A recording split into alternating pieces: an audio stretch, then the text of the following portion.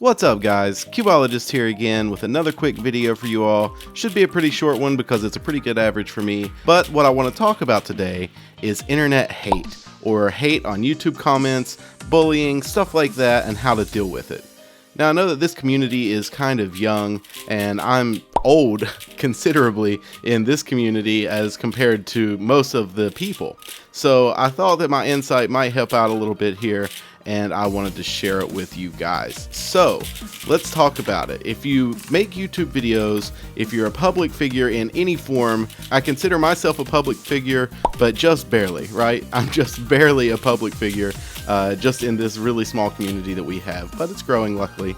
But something that I see is a lot of hate or bullying in the YouTube comments, and I see people responding to it in ways that don't really help them out, or the person leaving the comments. So what I wanted to say is, if somebody leaves a comment hating on something you've done, and they don't create anything themselves, or they don't add anything positive to the community, just let it go.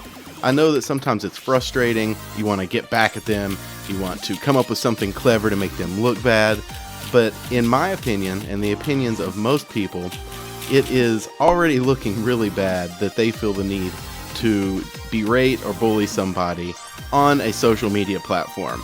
So I think they're already doing themselves enough harm without us hurting them, and I kind of feel sorry for them. I know that's cliche to say, but it's absolutely true if you have the right perspective. There's definitely something wrong that they feel with themselves, and it is unfortunate that they have to take that out on other people. But a good way to deal with this, like I said, is just to leave it alone, and definitely don't think that all criticism is bullying or putting someone down.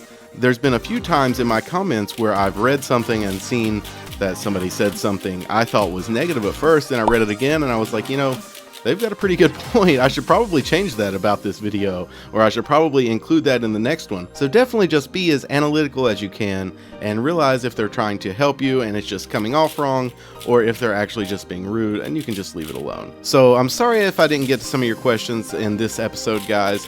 I know that these are typically Q&As, but I felt like this was pretty important. I've been watching a lot of other YouTube videos by younger cubers, and reading some of the hateful comments kind of started bothering me, and I just wanted to give a little bit of my view on how to deal with this and how I have found that best works. And I know that sometimes it's difficult, like I said, to leave this stuff alone, even for me. Sometimes I respond and I don't want to. Definitely not perfect, a long way from it.